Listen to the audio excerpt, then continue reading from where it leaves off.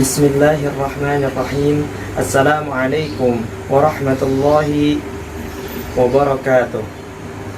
Alhamdulillahilladzi hadana bi'amdihil mukhtari man da'ana ilaihi bil idni wa qad nadana labbaika ya man dallana wa hadana. Ashhadu an la ilaha illallah wa ashhadu anna Muhammadan abduhu wa rasuluhu la nabiyya ba'dah, amma ba'd. Segala puji bagi Allah yang telah memberikan kesempatan kita untuk menikmati indahnya bulan suci Ramadan. Dan tak lupa salawat beserta salam semoga selalu tercurah limpahkan kepada baginda Nabi yang mulia. Gunung bukit beliau daki, lembah beliau turuni, bercucuran keringat, berhujankan anak panah demi tegaknya kalimat la ilaha illallah. Siapa lagi kalau bukan baginda Nabi Muhammad sallallahu alaihi wasallam. Pemirsa yang dirahmati oleh Allah, sebagaimana kita rasakan detik ini, kita berada di dalam bulan suci Ramadan, bulan yang begitu mulia, yang di dalamnya terdapat kejadian yang begitu agung. Apa itu? Yakni turunnya kitab suci Al-Quran. Sebagaimana Allah firmankan di dalam kitab sucinya, Quran surah Al-Baqarah ayat 185. Allah jelaskan, A'udzubillahi minasyaitonir rajim. Bismillahirrahmanirrahim. Syahrul Ramadan alladzi unzila fihi al-Qur'an hudan lin-nasi wa bayyinatin minal huda wal furqan. Al-ayah. Di dalam ayat ini Allah katakan Allah turunkan Al-Qur'an di bulan suci Ramadan. Sebagai apa? Hudan lin-nas. Bisa kita garis bawahi hudan lin-nas, petunjuk bagi seluruh umat manusia.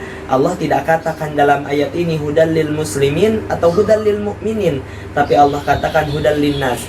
Maka tak heran berapa banyak ilmuwan, profesor, orang-orang yang sebelumnya tidak percaya akan adanya kitab suci Al-Quran, tidak percaya akan apa yang ada di dalam kitab suci Al-Quran, mereka masuk ke dalam Islam secara kafah setelah mempelajari dan mentadaburi Al-Quran. Bisa kita ambil contoh, setelah 14 abad baru ditemukan adanya dua laut yang berbeda warna akan tapi tidak tercampur warnanya. Padahal telah Allah jelaskan dalam Quran surah Ar-Rahman ayat 19 sampai dengan ayat 20 beribu-ribu tahun yang lalu. Apa Allah katakan? A'udzubillahi minasyaitonir rajim.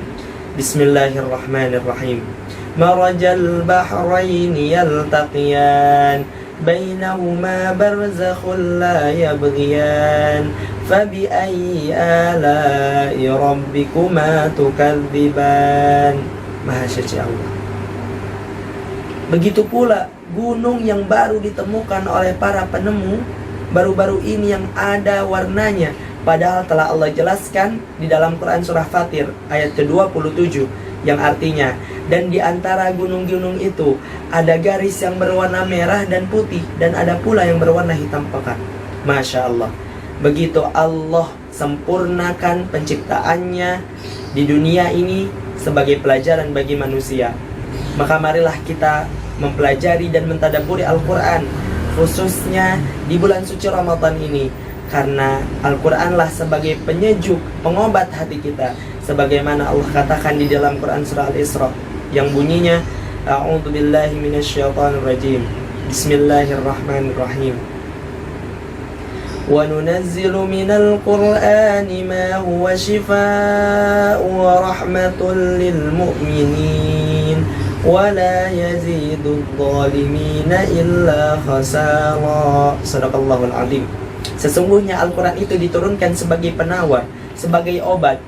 Obat tidak hanya untuk satu penyakit, akan tetapi segala macam penyakit. Maka tak heran ketika ada orang yang menggunakan media air sebagai obat yang di dalamnya dibacakan ayat suci Al-Quran. Karena ilmuwan Jepang baru-baru ini menemukan dan meneliti bahwa air yang dibacakan ayat-ayat kalam-kalam Allah di dalamnya, maka terbentuklah molekul-molekul yang dibutuhkan oleh tubuh. Begitu pula sebaliknya, air yang dibacakan atau dikatakan kalam-kalam yang fahisyah, kalam-kalam kotor, maka terbentuk molekul-molekul yang dapat merusak tubuh. Maka dari itu, pemirsa yang dirahmati oleh Allah, marilah kita mempelajari dan mentadabburi Al-Quran karena di dalamnya terdapat kisah-kisah orang-orang terdahulu dan gambaran-gambaran kisah-kisah yang akan datang sebagai petunjuk dan sebagai penjelas bagi manusia. Dan Al-Quran pula penjelas mana yang hak dan mana yang batil, mana yang haram dan mana yang halal. Seperti itu pemirsa yang dirahmati oleh Allah. Maka dari itu, marilah sama-sama mulai detik ini kita mempelajari Al-Quran, mentadabburi Al-Quran. Ingat, hati-hati orang yang di dalam hatinya tidak terbesit, tidak ingin membaca Al-Quran, maka hati-hati, Allah tidak ingin berbicara dengannya. Maka pada hakikatnya orang yang sedang membaca Al-Quran ialah orang yang sedang berbicara kepada Allah Subhanahu wa ta'ala. Mungkin hanya ini yang bisa saya sampaikan. Kurang lebihnya mohon maaf. Billahi taufiq wal hidayah wa ridha wal inayah. Ihdinas siratal mustaqim. Wassalamu alaikum warahmatullahi wabarakatuh.